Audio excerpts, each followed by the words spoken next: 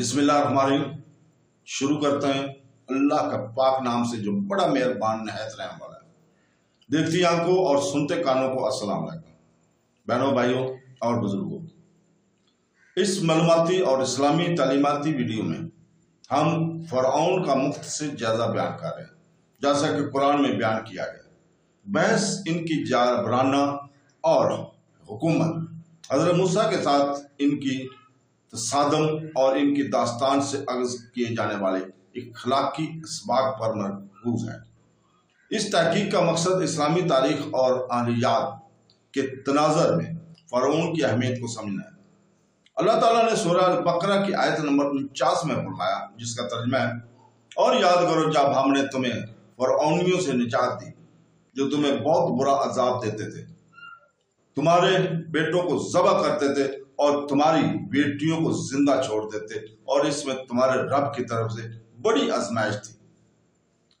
ارشاد فرمایا کہ اے نبی، اے بنی اسرائیل، میری وہ نعمت یاد کرو کہ جب ہم نے تمہیں فرعون کی پیروی کرنے والوں سے نجات دی جو تمہیں بہت برا عذاب دیتے تھے۔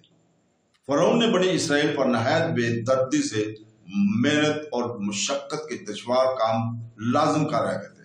پتھروں کی چٹانیں کاٹ کر ڈھوتے ان کی کمریں اور گردنیں زخمی ہو گئی تھیں۔ غریبوں پر ٹیکس مقرر کیے ہوئے تھے اور جو غروب آفتاب سے قبل جبر اور وصول کیے جاتے تھے، اور جو ٹیکس نہ دے پاتا اسے سخت سزائیں ملتی تھیں۔ اس فرعونیت کا کچھ نمونہ ان مسلمان ممالک میں دیکھا جا سکتا ہے جہاں کفار نے پنجے گاڑ کر مسلمانوں پر ظلم و ستم کے پہاڑ توڑ رکھے ہیں اور مسلمانوں کے لیے عقوبت خانے اور خصوصی جیلیں بنا رکھی ہیں۔ جس طرح فارس کے بادشاہ کا لقب کسری اور روم کے بادشاہ کا قیصر اور حبشہ کے بادشاہ کا لقب نجاشی تھا، اسی طرح قبطبی اور عمالقہ قوم سے تعلق رکھنے والے مصر کے بادشاہوں کا لقب فرعون ہوتا تھا۔ حضرت موسیٰ علیہ السلام کے زمانے کے فرعون کا نام ولید بن مسلم بن زیان تھا، اور اس آیت میں اس کا ذکر ہے۔ تو دوستو، اس کی عمر 400 سال سے زیادہ ہوئی۔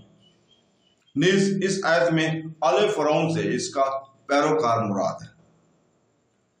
فرعون نے خواب دیکھا کہ بیت المقدس کی طرف سے ایک آگ آئی اور اس نے مصر کو گھیر کر تمام قبطیوں کو جلا ڈالا، جبکہ بنی اسرائیل کو کوئی نقصان نہیں ہوا۔ اس خواب سے اسے بڑی وحشت ہوئی۔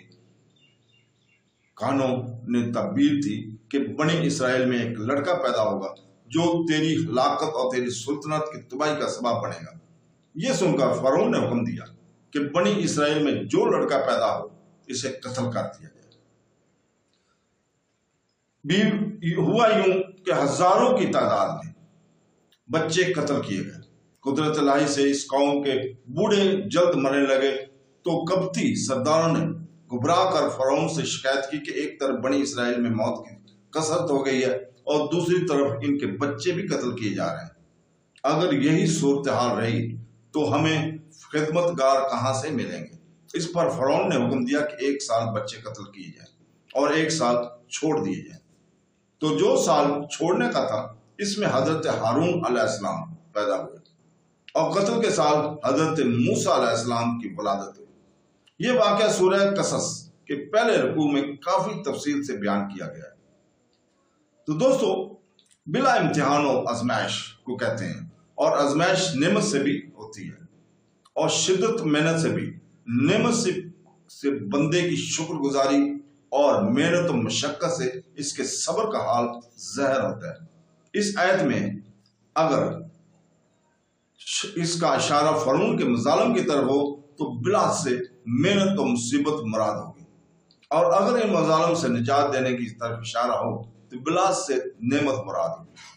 تو بہنوں، بھائیوں، دوستوں اور بزرگوں، کل ہم بیان کریں گے کہ خانہ کعبہ کی خصوصیات کیا ہیں، جو کہ قرآن میں اللہ تعالیٰ نے خود فرمائی ہیں۔ اللہ تعالیٰ ذوالجلال نے قرآن پاک میں خانہ کعبہ کی خصوصیات کا خود اپنے اس پاک کلام میں ذکر فرمایا ہے، جس کا ہم انشاءاللہ تعالیٰ کل اسی وقت بیان کریں گے۔ تو کل تک کے لیے اجازت چاہتے ہیں۔ اللہ حافظ۔